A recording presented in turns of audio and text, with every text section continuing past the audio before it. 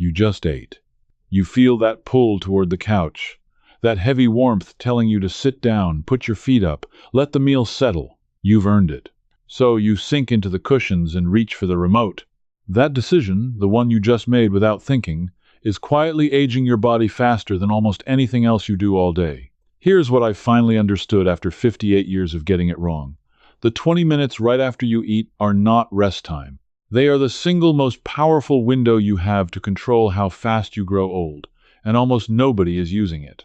This got buried because the people selling you comfort make more money when you sit still. I found the proof in an old book of English proverbs printed in 1659 and confirmed in a university study from 2022 that measured it down to the minute.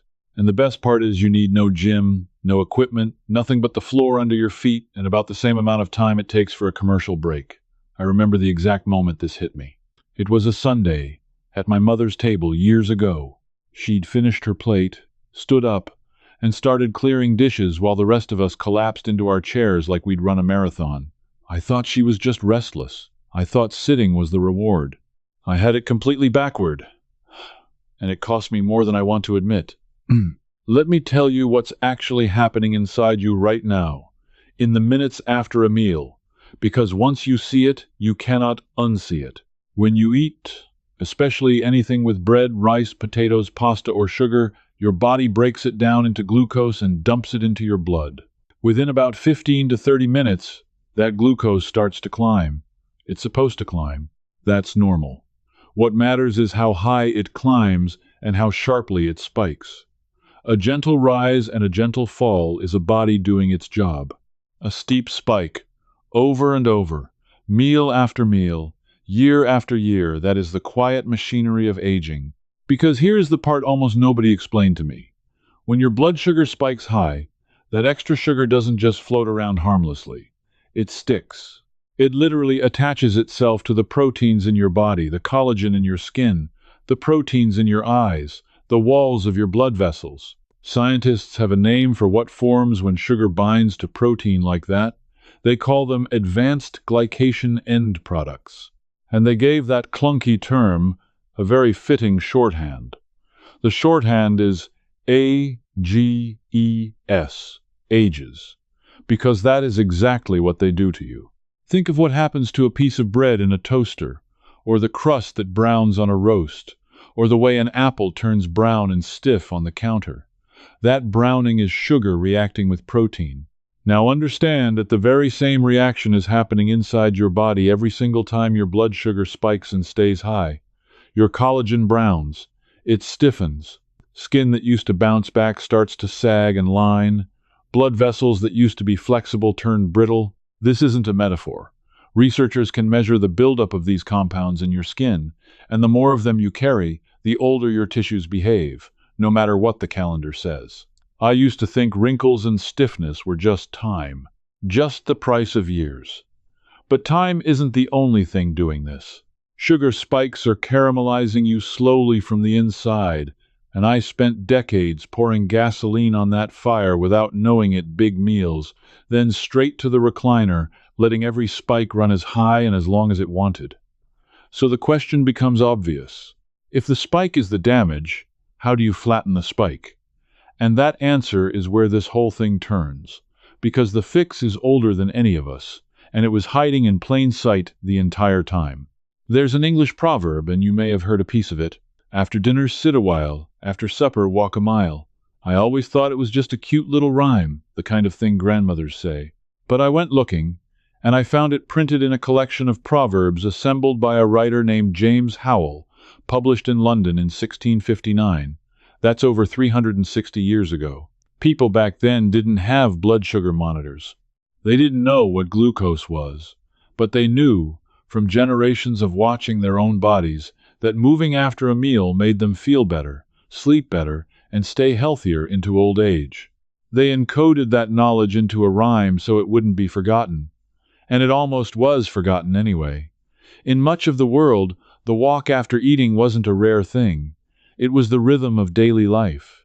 In Italy, they call it the passeggiata, the gentle evening stroll after supper, the whole town out on the streets, walking slowly, not for exercise, just because that's what you did after you ate. In countless farming households across America and Europe, there was no sitting down straight after dinner, because there were animals to tend, dishes to carry, a garden to check. The body was designed around motion following food. That was normal for thousands of years. Then, in the space of about 2 generations, we engineered all of it out of our lives. The car meant you drove instead of walked. Television meant the evening ended in a chair instead of on the street. The recliner, the sofa, the drive-through, the desk job, every one of them a small convenience, and every one of them stealing that after-meal window from you and selling it back as comfort. We didn't decide to stop walking after meals. It was quietly taken from us, one convenience at a time, and nobody sent a warning. I fell for all of it. I thought sitting was luxury. I thought a man who worked hard deserved to plant himself in a chair after supper and not move. What I was actually doing was letting every meal spike me as high as it could go and marinate my body in sugar for hours. I was aging myself on purpose and calling it relaxation. But understanding the proverb only got me halfway. I needed to know why it works, because I'm the kind of person who doesn't trust advice until someone shows me the mechanism. And when I found the mechanism, it made me angry that I hadn't been told decades ago. Here's what happens when you move your muscles after eating. Your muscles are the biggest sugar sponge in your entire body. When you contract them even gently, even just by walking slowly, they start pulling glucose straight out of your blood to use for fuel. And here's the remarkable part. Working muscles can pull sugar out of your blood without needing much insulin at all. They open up their own doors for glucose the moment they start moving. So instead of that sugar piling up in your bloodstream, spiking high, and sticking to your collagen, your legs quietly burn it off before it can do the damage. That's why the timing matters so much. The spike starts climbing within 15 to 30 minutes of eating. If you're moving during that window, your muscles intercept the sugar right as it arrives. If you're sitting on the couch, that sugar has nowhere to go but up and into your tissues. And this isn't old folk wisdom hoping to be true. In 2022, researchers at the University of Limerick, led by a scientist named Aidan Buffy, pulled together the results of multiple studies to see exactly how much movement it takes. What they found stunned me. You do not need a workout. You do not need to break a sweat. Light walking for just 2 to 5 minutes after a meal was enough to significantly blunt the blood sugar spike compared to sitting, 2 to 5 minutes. And they found that even standing up was better than sitting, not as good as walking, but better than nothing. Let me say that again because it's the whole ballgame. A 2 to 5 minute stroll at the pace you'd use walking through a grocery store, done in the 20 minutes after you eat, measurably lowers the spike that's aging your body. That's it. That's the secret the recliner industry hopes you never act on. Now, who benefited from you forgetting this? Follow the money. There's no product to sell you in a free walk around your own block. Nobody gets rich when you clear the table and move your legs for 5 minutes. But there is an entire economy built on you staying seated, the deeper couch, the bigger screen, the food delivered to your door so you never have to stand, the endless snacks engineered to spike you and leave you wanting more. And then, at the far end of that chain, an entire medical industry waiting to treat the stiff arteries and the aging that all those spikes produced. The stroll after supper threatens all of it, and it threatens it for free. That is exactly the kind of knowledge that quietly disappears, not because it stopped working, but because nobody could profit from you keeping it. The more I learned, the more I saw how completely we'd been turned around. We were sold the idea that resting after a meal is natural and good, when for most of human history the exact opposite was the rule. Our great-grandparents would have found the idea of eating a big meal and then lying down absurd, even dangerous. They were right, and they knew it without a single study, just by paying attention. Now, I can already hear some of you. You're thinking, that's fine for people who can stroll around an Italian village, but I've got bad knees, or I live in an apartment, or it's freezing outside, or my meal's done and I'm exhausted, and the last thing I'm going to do is lace up shoes and go for a walk. I hear you. I really do. And this next part is for you specifically, because the whole beauty of this is that it was never about the walk itself. It was about the muscle movement. And you can get that inside your own home, in your own kitchen, with nothing but what you already have. And that knowledge, the kind that gets buried because no one can profit from it, is exactly what I kept chasing long after this one habit changed my life. If you want the full picture, every forgotten habit, every buried mechanism, every piece of cost-nothing knowledge I've spent years digging back up, I put it all together in my books. Reset, Deep Leverage, and The Complete Stack. They're built for people like you and me, the ones who'd rather understand the system than be sold a shortcut. You'll find them linked in the description below. But let's get back to the mechanism, because understanding exactly why this works is what turns a simple habit into something you'll never skip again. Let me give you the simplest version first. The moment you finish eating, don't sit. Stand up and clear the table. Wash the dishes by hand instead of loading them and walking away. Wipe the counters. Put the leftovers away slowly. Just staying on your feet and puttering around your kitchen for those first 10 to 20 minutes keeps your muscles gently active during the exact window when the sugar is rising. That's what my mother was doing all those years while the rest of us collapsed. She wasn't restless. She was, without even knowing the science, flattening her blood sugar spike every single meal of her life. She lived to 91 with a sharp mind and a strong back, and I used to think she was just lucky. If standing at the sink isn't enough, walk your own hallway, back and forth, from the kitchen to the far wall and back again, at an easy pace, for 5 minutes. Put on one song you like, and just move until it ends. Nobody's watching. It doesn't have to look like exercise, because it isn't exercise. It's sugar management. It's telling your muscles to open their doors and drink up that glucose before it can stick to you. And if you truly cannot be on your feet, if walking is hard, if standing for long is painful, here is where it gets genuinely surprising. And this is the part I want you to remember above everything else, because it changed how I think about the whole thing. You can do this sitting down. I know how that sounds. For years, everything I read said you had to be up and moving, that sitting was the enemy, and mostly, sitting still is the enemy. But there's a specific exception, and it comes from research so recent and so overlooked that most doctors haven't even heard of it yet.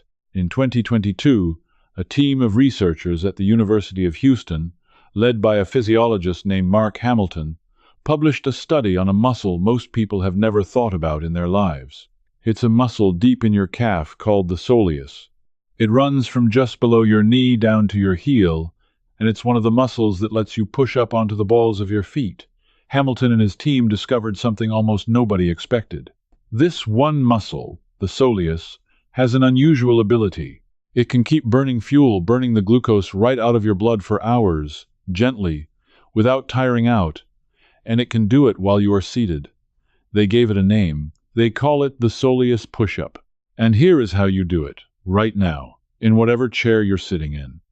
Sit with your feet flat on the floor, knees bent at about a right angle, keep the balls of your feet planted on the ground, and slowly lift your heels up as high as they'll go. Then let them come back down. That's it. Lift the heels, lower the heels, a slow, steady, rhythmic motion, like you're gently tapping a beat, but controlled. Your toes stay down, your heels go up and down. What Hamilton's team measured when people did this seated heel movement was remarkable. It dramatically improved the way their bodies handled blood sugar after a meal, cutting the size of the glucose spike substantially, along with reducing the insulin their bodies had to pump out to deal with it. All of it. From a chair. From a movement so small and so quiet you could do it under a dinner table, at your desk, in a waiting room, or on the couch during the very television show you were about to watch anyway. Think about what that means. The excuse is gone. Every last excuse. Bad knees, bad weather, exhaustion, small apartment, no time, none of it applies anymore. Because the single most damaging window of your day, the 20 minutes after you eat, can be protected by a muscle in your calf that you move while sitting perfectly still in your favorite chair. This is the knowledge I wish someone had handed me 30 years ago. It existed. Hamilton's team didn't invent the soleus, it's been in your leg your entire life. They just rediscovered what it could do, and confirmed with modern instruments what those old walkers, those passeggiata strollers, Those farm wives clearing tables, new in their bones. The body wants to move after it eats. When you deny it that, you pay in stiff arteries and aging skin. When you give it even the smallest amount of motion, you flatten the spike that ages you. So, let me put the whole thing together for you, the way I finally put it together for myself, so you can start this very day. The next time you finish a meal, watch what your body wants to do. It wants to sit. It wants to sink down and go still. That urge is the trap. That's the exact moment the sugar is starting to rise, and stillness is what lets it rise unchecked.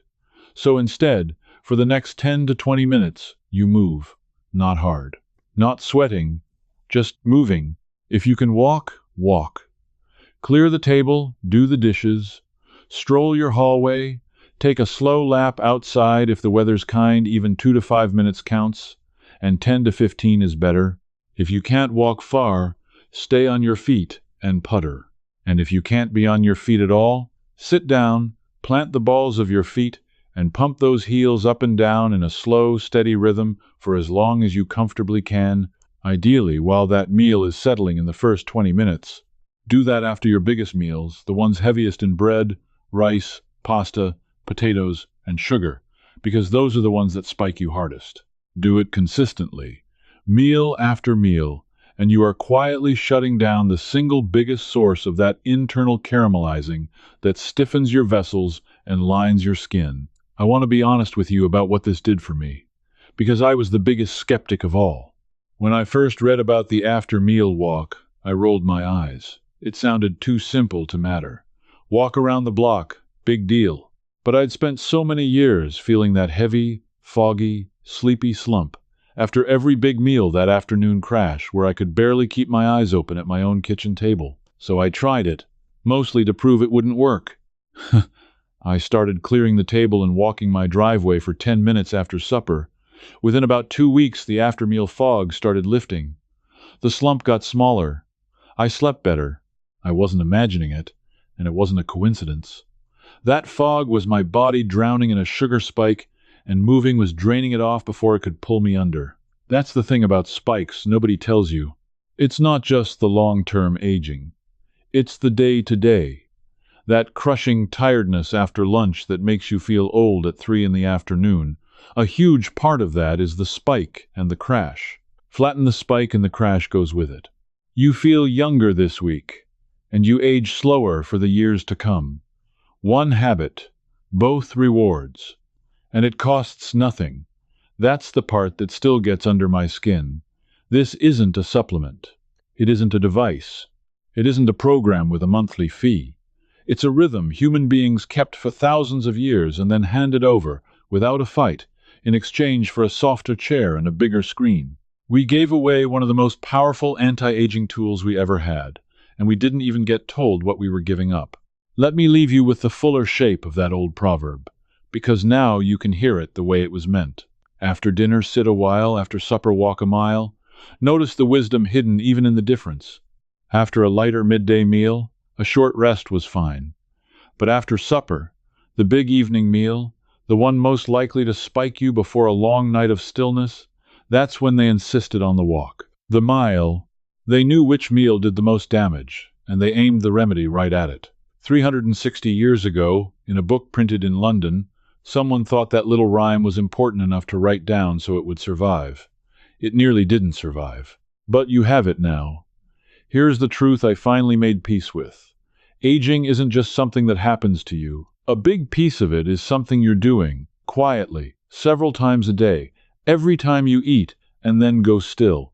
And the fix was never expensive, never complicated, never locked behind a doctor or a store. It was a walk. It was a pile of dishes. It was, at the very least, pumping your heels up and down in a chair for a few minutes. The knowledge existed. It got buried under convenience. Someone kept it alive in an old proverb and a handful of overlooked studies. And now it's in your hands, to use or to lose. I refuse to keep paying in stiffness, in fog, in years for comfort I was tricked into thinking I deserved. And if you've read this far, I think you're the same kind of person. The kind who'd rather do the simple hard thing yourself than be quietly overcharged for the rest of your life. So here's what I want to know from you.